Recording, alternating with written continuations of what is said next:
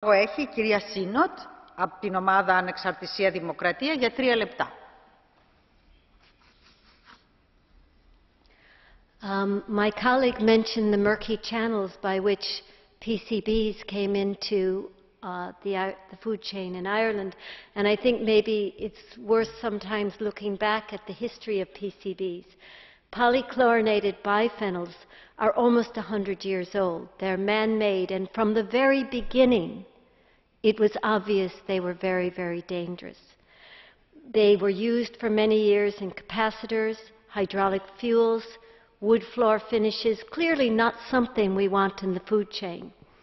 But almost from the early 1900s until 1966, before Swedish scientists actually established their danger, people looked the other way and allowed them to be used, even though numerous industrial accidents happened over and over and over again. But even once the science was in place, it was really into the 1970s, 1972, before PCBs in public areas was banned, but still allowed to be used. And it was not fully stopped till the year 2000. So, you know, there's a lot of PCBs out there, and they were left out there almost 100 years after we knew there was a problem. So despite the Commission's directive of '96, which required the disposal of PCBs, we find them coming up again and again, and in particular in Belgium and in Ireland recently.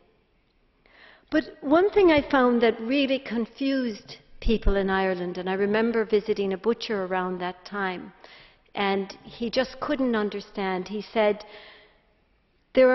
we've put into place so much traceability.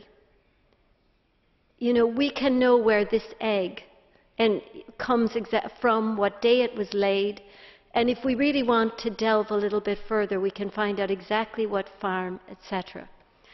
And yet, even after we knew the source of the PCBs, this butcher, who sources all his own pork, had all the code numbers, etc., etc., was still being forced to throw away, destroy pork. Now, I don't understand how that happened, because we've worked so hard in the Environment Committee, you've worked so hard to make traceability, to fine-tune traceability, and yet when the chips were down, those systems were not used. They weren't used, maybe they were used to find the farms, but they weren't used to let the innocent off the hook. And this cost people an awful lot, and it cost my country an awful lot, that it wasn't these particular supply chains, it was the whole country that was blackened. And you know, there's confusion about other things. We are talking today about PCBs and dioxins, and yet, rightly so, but are we going to spend 100 years before we realize the connection between dioxins and incineration, something that I'm constantly trying to avoid, to keep that out of the food chain as well, through incineration. Ευχαριστώ, κυρία Sinnott. Ο κύριος Oilsin για 2 λεπτά από τους μη εγγεγραμμένους.